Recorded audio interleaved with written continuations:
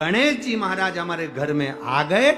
गणेश जी की सबसे पहली जो आरती हो, उस आरती के समय पर अगर धूप बत्ती जलाई जाए या गोबरी को जलाकर उसमें गूगल छोड़ी जाए और गूगल छोड़ने के बाद गणेश जी का नाम ध्रुम वर्ण कह दिया जाए तो गणेश जी को तुम्हारे घर की पूजा स्वीकार करना पड़ती है। बस वो समय हम जानते, हम तो बस उतना जानते हैं कि शिव महापुराण में लिखा और मुद्गल पुराण में लिखा, गणेश पुराण में लिखा, गणेश जी का एक नाम होता है ध्रुम वर्ण। क्या नाम है? ध्रुम वर्ण गणेश जी का एक नाम होता है। जब हम धूप जलाकर और धूप लगाने के बाद में गणेश जी की सबसे पहली आरती करने के पहले अगर हम सबसे पहली आरती गणेश जी की कर रहे हो, अपने घर में स्थापना कर रहे हो, बिठा रहे हो और तुम चाहते हो कि गणेश जी मेरे घर में आके मेरी पूजा को स्वीकार करें और जो मांगू मेरा गणेश मुझे दे 10 दिन के अंदर, तो पहला नाम लेकर दिवाली आती है तो सबसे पहला काम कौन सा होता है? बोलो जल्दी से, जम के बोलो। सफाई। दिवाली आती है तो सबसे पहला काम कौन सा होता है? घर की सफाई। अब कोई पूछे कि घर की सफाई क्यों करी जाती है? होली आती है तो कभी सफाई नहीं होती, दशहरा आता है तो नहीं होती है, कोई विशेष फंक्शन होता है तो घर की सफाई नहीं होती है, पर दिवाली आती है तो घर की सफाई क्यों, किस लिए? शिव महापुराण की कथा कहती है जब लक्ष्मी घर में आए उससे पहले घर की सफाई कर लेना चाहिए। उसका कारण यह है कि साफ सफाई वाले घर के अंदर लक्ष्मी टिकती है और बहुत दिनों तक रहती है। घर की सफाई कर लेना चाहिए। अब कितनी सुंदर बात हमारे शास्त्रों में, हमारे वेदों में, हमारे पुराणों में कहा गया कि दीपावली आई, लक्ष्मी जी आई तो घर की सबसे पहला काम घर में करा गया घर की सफाई।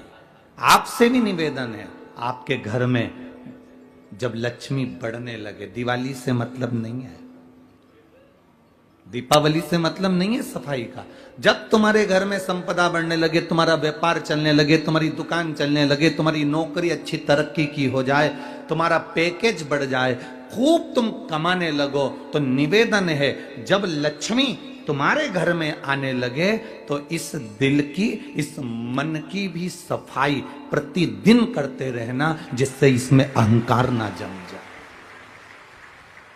इसमें अभिमान ना आ जाए, इसके अंदर अहंकार प्रकट ना हो जाए।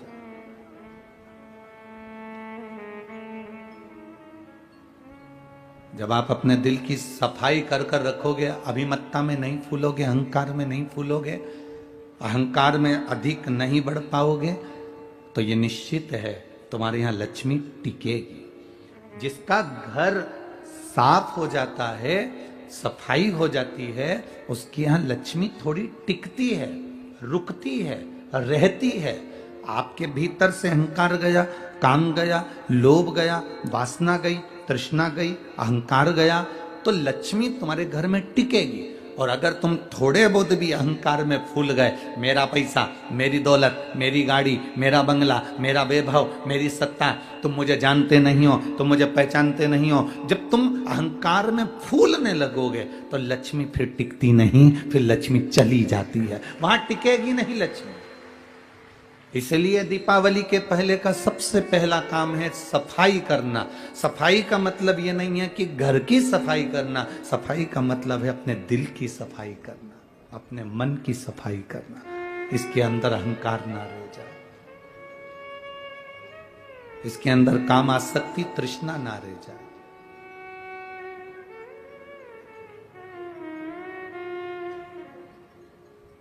अभिमत्ता से दूर हो जाओ।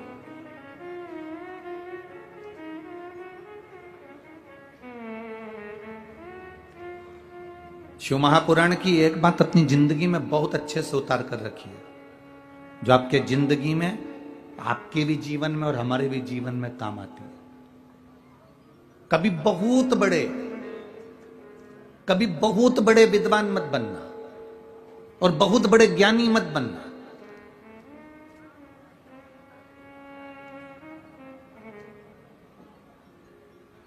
ज्यादा विद्वान बन जाते हैं, ज्यादा ज्ञानी बन जाते हैं, तो वो भरा हुआ जो मटका है ना वो झलकता है।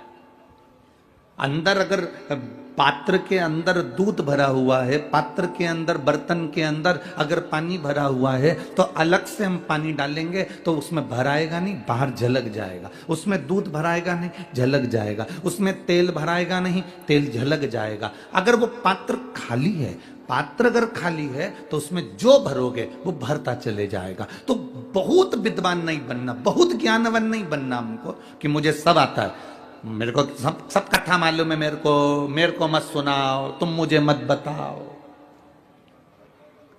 कई कई बच्चे कह देते हैं, कई कई बहुएं कह देती हैं अपनी सास से, मम्मी मुझे कुछ बताने की जरूरत नहीं है, मैं कोई तुम्हारे जैसी अनपढ़ नहीं हूं, बहुत पढ़ी लिखी हूं, मुझे बहुत ज्ञान है। कई बार बेटे कह देते हैं, पापा तुम तुम्हारे लेवल से दुकान चलाते होगे, मुझे मेरे लेवल से चलाना है, मैं सुन नहीं सकता, मुझे सब पता है, मुझे सब ज्ञान है। थोड़ा सा पढ़ लेने से, थोड़ा सा विद्या अध्ययन कर लेने से बहुत ज्ञानी मत बनना। निवेदन है, बहुत ज्ञानी नहीं। 4 इंजीनियर एक आड़ा टेढ़ा पाइप, उस आड़े टेढ़े पाइप में 4 इंजीनियर एक तार को डाल रहे थे और वो इंजीनियर से तार अंदर नहीं गया। एक किसान उन इंजीनियर को देखकर दुखी हो गया। उसने कहा तुम्हें देख रहा हूं 4 दिन से तुम तार को उसके अंदर डाल रहे हो, आड़ा टेढ़ा पाइप है, इसमें जा नहीं रहा, मैं डाल सकता हूं। चारों इंजीनियरों ने विचार करा, बताओ कैसा मूर्ख है, एक तो किसान, गांव में रहने वाला, अकल तेरे में नहीं, हम 4 बड़े बड़े इंजीनियर, हमारी विद्वत्ता को तू क्या जानेगा, क्या तू इस तार को अंदर डाल सकता है? हाँ डाल दूंगा। एक इंजीनियर का दे दो इसको। उसने कहा, अब भी आया, घर गया, घर के मकान में से एक चूहे को पकड़ लाया, चूहे की पूंछ में तार को बांध दिया, चूहे को अंदर छोड़ दिया, तार बाहर निकल गया, तार बाहर निकल गया। कभी कभी बहुत विद्वत्ता का अभिमान हमको डुबो देता है। रावण में और हनुमान जी में एक बहुत बड़ा अंतर था। रावण कौन था? आज भी लोग कहते हैं रावण बहुत विद्वान था। बोलो सही है कि गलत है? अरे जम के तो बोलो। रावण के लिए जो भी बोलेगा तो एक बात बोलेगा कि रावण बड़ा विद्वान था, पर हनुमान जी के लिए कोई नहीं बोलेगा कि हनुमान जी विद्वान थे। हनुमान जी के लिए लोग कहते हैं विद्यावान गुणी अति चातुर। क्या बोलते हैं? बोलो जम के बोलो जरा, विद्यावान गुणी अति चातुर। हनुमान जी को विद्वान नहीं कहा, हनुमान जी को विद्यावान कहा। विद्वान जो होता है वो जगत में डोंडी पीटता रहता है, मुझे सब आता है, मुझे सब मालूम है, मुझे सब अक्ल है, तुम लोग नहीं जान सकते, हम लंकेश हैं, हम लंकेश है, यह विद्वत्ता। और विद्यावान क्या होता है? जब लंका में भी प्रवेश करता है तो मशक समान रूप धरकर प्रवेश कर जाता है।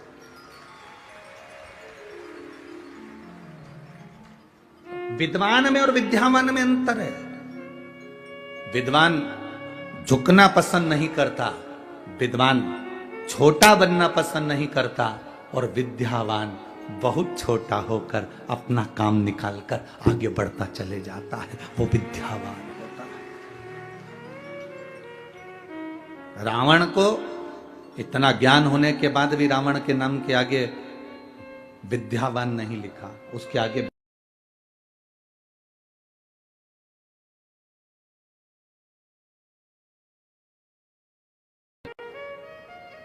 पर विद्यावान संबोधन से संबोधित नहीं किया उसको। शिव महापुराण की कथा कहती है बहुत ज्ञानी नहीं बनना हमको, बहुत विद्वान नहीं बनना हमको।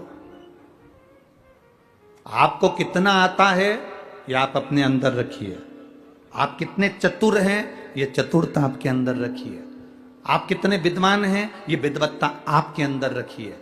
जब शंकर जी के मंदिर में 1 लोटा जल चढ़ाने के लिए जाओ तब अपनी विद्वत्ता कभी मत दिखाना।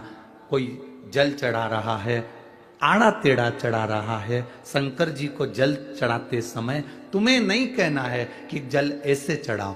तुम जब वो जल चढ़ाकर मंदिर के बाहर चले जाए और आप भी मंदिर के बाहर हो जाओ, तब कहो कि तुम गलत तरीके से जल चढ़ा रहे थे। जल चढ़ाने का तरीका ये है, बेलपत्री चढ़ाने का तरीका ये है। पर भोलेनाथ के सामने अपनी विद्वत्ता नहीं दिखाना, अपना विद्वान पद मत दिखाना। भगवान के सामने ये मत दिखाना कि मुझे बहुत कुछ आता है और इसको कुछ नहीं आता। भगवान के सामने तुम ये कभी मत दिखाना कि मुझे सब कुछ आता है, इसको कुछ नहीं आता। जितने छोटे बन जाओगे मेरे भोले बाबा के आगे, जितने नरम बन जाओगे मेरे शंकर जी के सामने, जितने छोटे बन जाओगे उतनी झोली भरकर अपने घर पर लेकर जाओगे। जितने छोटे बन सकते हो उतने बन जाओ, जितने नम्र बन सकते हो उतने बन जाओ।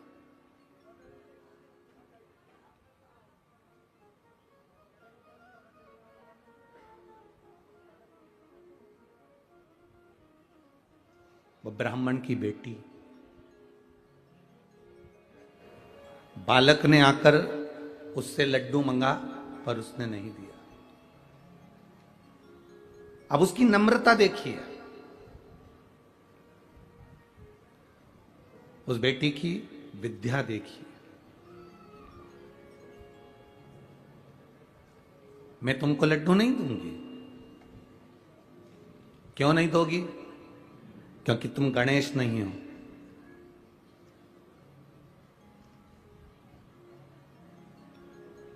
अगर तुम गणेश होते तो तुम्हारी सूंड होती, अगर तुम गणेश होते तो तुम्हारे बड़े बड़े कान होते, अगर तुम गणेश होते तो तुम्हारी तोंद निकली हुई होती, अगर तुम गणेश होते तो तुम्हारा गज का मुख होता। पर तुम्हारा तो मनुष्य का मुख है, तुम तो मानव का मुख लेकर बैठे हो। तुम गणेश नहीं। गणेश जी ने कहा,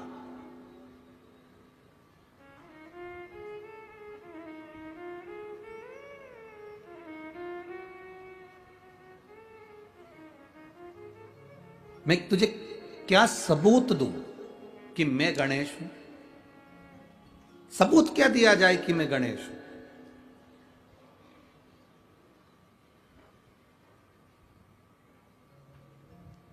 यह अनभिज्ञता है हमारी। एक छोटा सा लड़का पापा की शादी की एल्बम देख रहा था। किसकी शादी की? जम के बोलो जरा। पापा की शादी की एल्बम देख रहा है। और पापा की शादी की एल्बम देखते देखते देखते देखते एल्बम जब वो देखना प्रारंभ करा, देखता गया देखता गया देखता गया, पर वो एल्बम को देखते देखते देखते देखते आखिरी में खूब जोर जोर से रोने लगा। तो मम्मी ने पूछा, क्यों रो रहा है? इसमें मेरा फोटो नहीं है।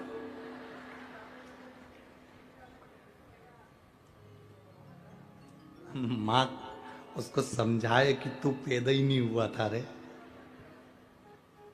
इस फोटो में कहां से तू होगा? ऐसे संसार के कई लोग हैं।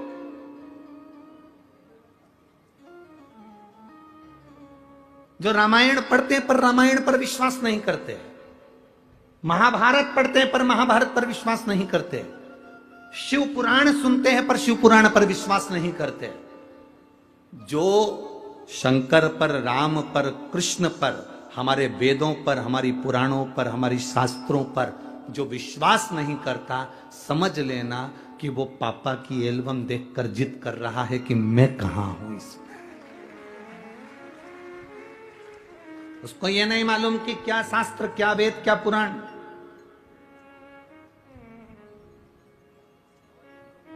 आप लोग अगर रोज रोज मंदिर, वो तो अब लोग समझदार हो गए तो आप लोग किसी की सुनते नहीं हो।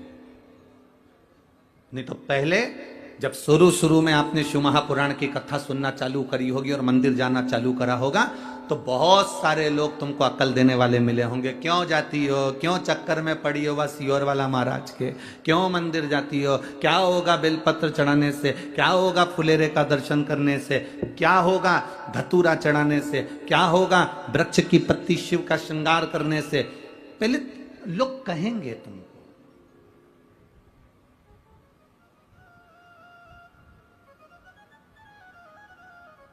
पर मेरा बेटियों से, बेटों से, मेरा माताओं से, मेरा पुरुषों से, सबसे निवेदन है, आज हरतालिका तीज है, आप 5 फुलेरे का दर्शन करने जाना और 5 फुलेरे का दर्शन कर कर एक डायरी पर लिखकर रखना कि आज 18 सितंबर को मैंने फुलेरे का दर्शन करा था और 5 फुलेरे का दर्शन करते हुए मैंने बाबा से ये मांगा था, अगले साल वो फुलेरा बंधने से पहले तेरी मनोकामना पूर्ण होती कि नहीं होती, तू अंदाजा लगा कर दे। लिख के जरूर रखना कि सियोर वाला महाराज कहीं झूठ तो नहीं बोल दिया।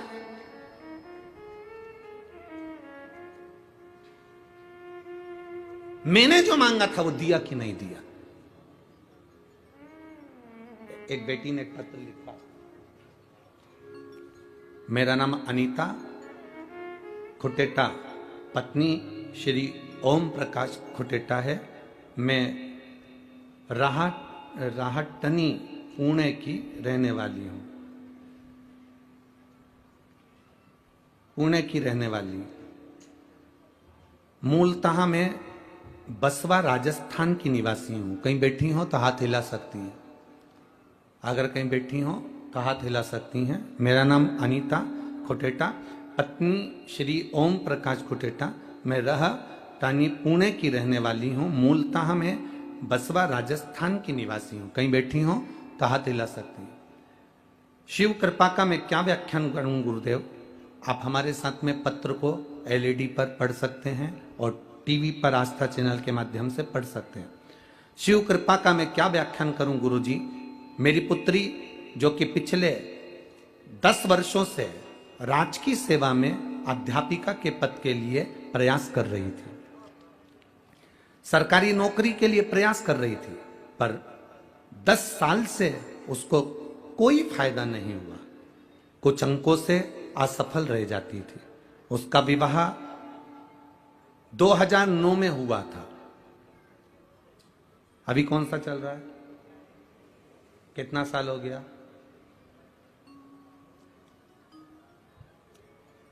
अब 2009 में उसका विवाह हुआ था। तब से 2009 से वो प्रयास करती रही कि मेरी नौकरी लग जाए, नौकरी लग जाए, नौकरी लग जाए, पर नौकरी नहीं लगी गुरुदेव। आखिरी में पिछले वर्ष फुलेरे का मतलब आपने बताया था, अभी इस पत्र को देखिए, फुलेरे का मतलब आपने बताया था। उस फुलेरे का दर्शन मैंने अपनी बेटी से कहा कि वो कर, और बाबा की कृपा का मैं क्या वर्णन करूं। राजस्थान सरकार में इसने बहुत पहले एक एग्जाम दिया था शिक्षक पद के लिए, जिसकी नियुक्ति बाबा ने बस फुलेरे का दर्शन कराकर इसको उस सरकारी शिक्षिका के पद पर नियुक्ति प्रदान की। यह शिव तत्व है, इसको घड़ी कहते हैं, इसको शंभू कहते हैं। और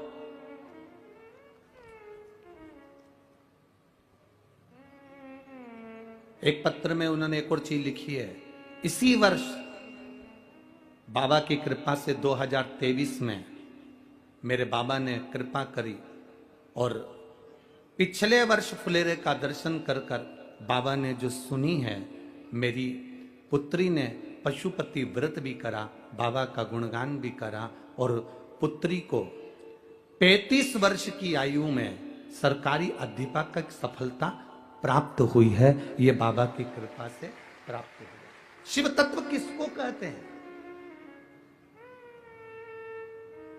शंकर का गुणगान किसको कहते हैं? शंकर का गुणगान किसको कहा?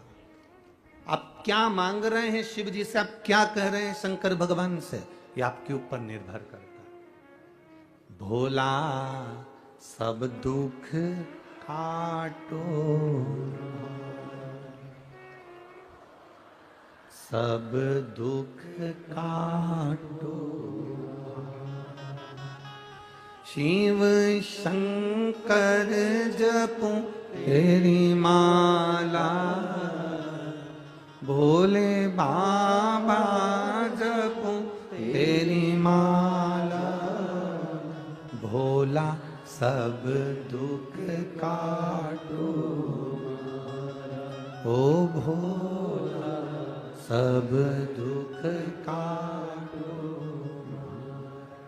आप जाएं, हम तो बेटों से भी कहेंगे, हम पुरुषों से भी कहेंगे कि शर्म ना करें। किसी मंदिरों में अगर फुलेरा बंधा हो तो वहां जाएं, घरों में बंधा हो तो पूछ कर घर के अंदर दर्शन करने जाएं। अपने दिल की बात हाथ जोड़कर बाबा से हृदय के साथ कह कर आए, बाबा आप सुनोगे मेरी बात, आप स्वीकारो।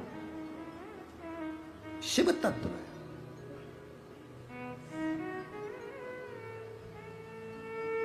शिव तत्व की प्राप्ति।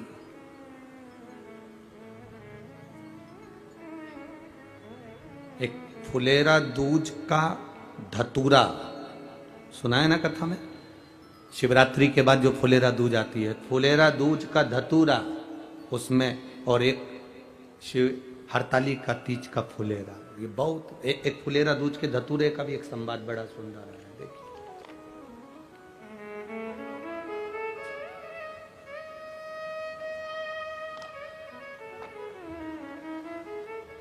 पत्र बहुत बड़ा है वो।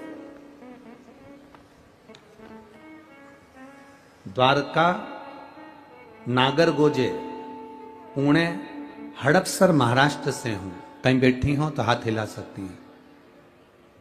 जहां कहीं बैठी हो हाथ हिला सकती हैं। जहां भी बैठी हो। द्वारका, नागरगोजे, पुणे, हड़पसर महाराष्ट्र। कहीं बैठी हैं क्या? कहीं बैठी हो तो हाथ हिला सकती हैं। द्वारका, नागरगोजे, पुणे, हड़पसर से हूं। आप पत्र अपने एलईडी पर आस्था चैनल पर पढ़िएगा। बाबा जी कल भी मैंने आपको पत्र लिखा था, लेकिन आपने पढ़ा नहीं। जब तक आप पढ़ोगे नहीं तब तक लिखती रहूंगी। बाबा जी पिछले 12 साल से मेरी पीठ में और गर्दन के अंदर, गले के अंदर 2 गठान थी। बहुत त्रासदी थी। हॉस्पिटल में जांच कराई, डॉक्टर को बताया, और श्रीदी हॉस्पिटल के अंदर जब डॉक्टर को दिखाया तो उन्होंने कहा तुम्हारे पीठ में भी और गले के अंदर भी बड़ी गठान हो गई है, उसका ऑपरेशन जरूरी है, उसको निकालना पड़ेगा। मैं बहुत टेंशन में रहती थी गुरुदेव। अब रात भर रोती रहती। फिर एक सहेली ने मुझे आपके बारे में बताया। फिर मैंने आपकी YouTube पे कथा सुनना चालू किया। फिर आपने जो धतूरे का वर्णन बताया था फुलेरा दूज का, वो धतूरे का स्मरण करा। शिवरात्रि के दिन 7वां धतूरे का स्मरण शिवरात्रि के बाद जो आपने बताया वो किया। और बाबा की कृपा का मैं क्या गुणगान करूं गुरुदेव। मेरी पीठ की गांठ और गले की जो गठान थी उसके ऑपरेशन के लिए मुझे तारीख निकाली गई, और उस तारीख को मैं चेक कराने के लिए वापस गई तो डॉक्टर ने कहा ये कैसे हो सकता है, जिसका ऑपरेशन करना था वो गठान गल चुकी है। मैं बाबा को प्रणाम करने हड़पसर से। अगर कहीं बैठी हो तो अपने दोनों हाथ हिला सकती है। आई हुई हैं? अच्छा उधर हैं क्या? ठीक है, टीवी चैनल पर अगर वो दिख जाए तो देख लेंगे, नहीं तो एलईडी वाले अपने कैमरे से कवर कर सकते। बधाई आपको, आपका स्वास्थ्य बाबा ठीक रखे। दोनों हाथ उठाकर एक बार हर हर। शिव तत्व इसको कहता है। बैठो बहन, बैठ जाइए।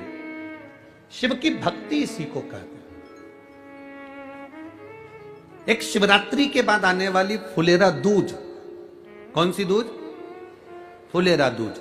और एक हरताली का तीज का फुलेरा। इसके महत्व को जिस दिन तुम जान गए उस दिन सुख पा गए, सुख पा गए। लोग हंसेंगे, और देखो दुनिया के लोगों का काम है हंसना, वो तो हंसते रहेंगे। लोग ताना भी देंगे, तुम सीहोर वाले महाराज का कहना मानते ही क्यों? लोग अपशब्द भी कहेंगे, पर आग लगे बस्ती में अपन रहो मस्ती में। ये तो दुनिया के लोग कहते कुछ हैं और करते कुछ हैं। अब कहने को तो लोग कितना प्रेम से कहते हैं, कितना भाव से कहते हैं कि महिला घर की इज्जत होती है। बोलो, बोलते कि नहीं बोलते? अरे बोलो जम के जरा, बोलते कि नहीं बोलते? कहने वाले कहते हैं कि महिलाएं घर की इज्जत होती है, महिला घर की इज्जत होती है। पर मेरा निवेदन है, जो कह रहे हैं कि महिला घर की इज्जत होती है, उनसे निवेदन है कि आप उस महिला अगर घर की इज्जत होती है तो उसको इज्जत देते क्यों नहीं हो?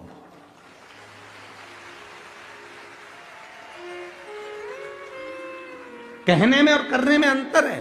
कहने वाला तो कह देता है कि महिलाएं घर की इज्जत होती हैं, महिलाएं घर की इज्जत होती हैं, तो तुम कह तो रहे हो, पर अपने घर की महिला को इज्जत देना सीखो, अपने घर की महिला को आदर देना सीखो। केवल कहने से नहीं होगा कि महिला घर की इज्जत होती है। महिला को जिस दिन तुम इज्जत देना चालू कर दोगे, उस दिन घर की इज्जत महिला होती है, तब मान्य होगा। ये तो दुनिया के लोग कुछ भी कहते फिरेंगे, इनका इनका इनका